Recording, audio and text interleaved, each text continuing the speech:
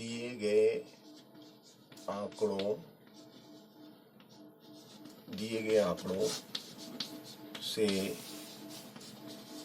माध्यक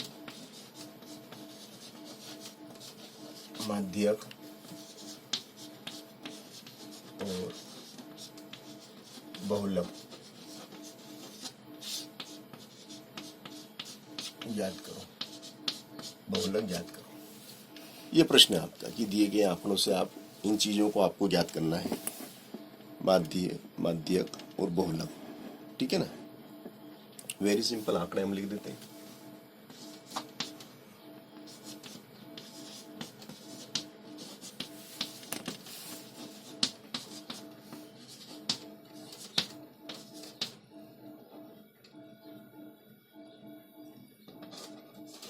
दस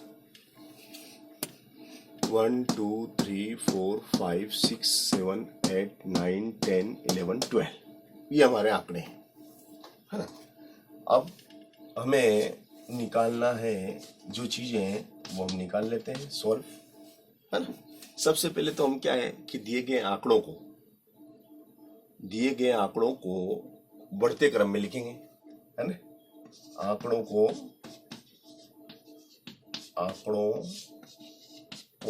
आरोही क्रम में यानी कि बढ़ते क्रम में लिखने पर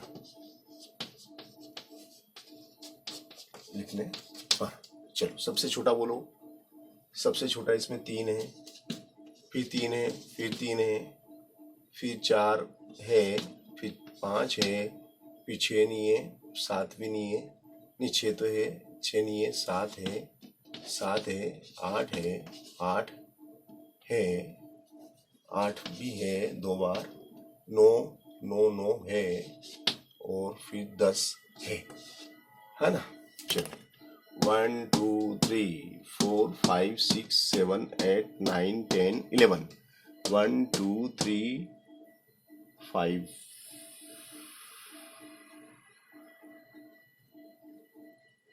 3 and 3 सॉरी 1 2 3 4 5 6 7 8 9 10 11 12।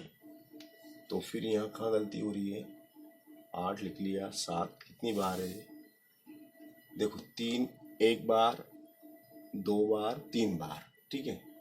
3 हो गया, 4 भी 2 बार है, अच्छा 4 भी 2 बार है। Okay okay okay okay okay 4 3 3 3, ठीक है ना, ये है ना, ठीक है। तो इस तरीके से आंकड़े टोटल कितने हो गए, 1 2 3 4 5 6 7 8 9 10 11 12 है ना। चलो पहले तो बहुलक देख लेते हैं। बहुलक का मतलब समझ रहे हैं ना आप। बहुलक का मतलब कि भैया बहुलक का मतलब वह अंक जिसकी पुनरावृत्ति सबसे अधिक बार होती है।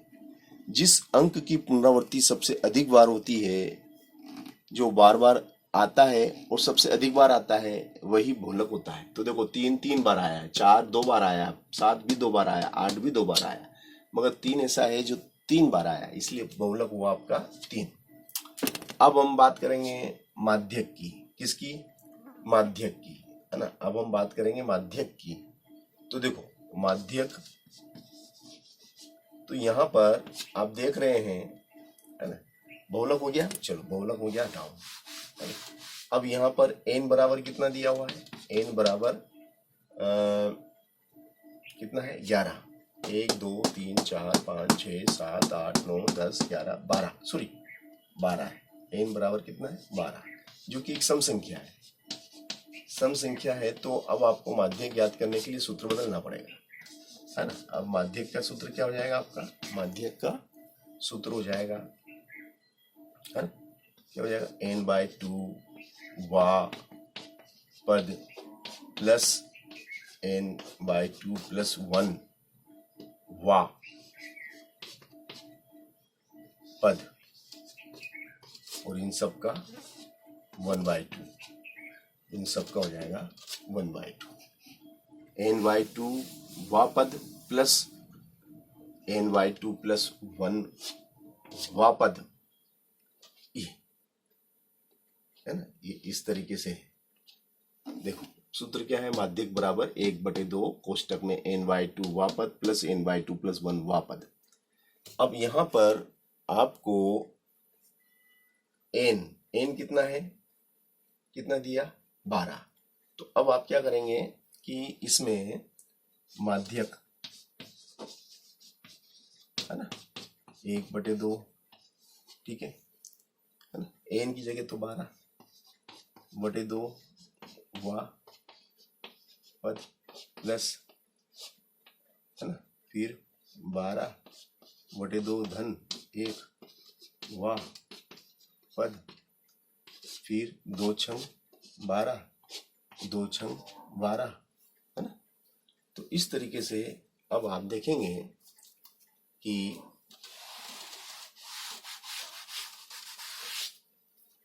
माध्यक क्या हो जाएगा आपका, माध्यक क्या हो जाएगा 1/2, ये हो गया आपका छठवा पद, छठवा पद प्लस 6, 2 छंग 6 और 1 7, सातवां पद है ना, 6 और 1 7, सातवां पद। तो माध्यक क्या हो जाएगा,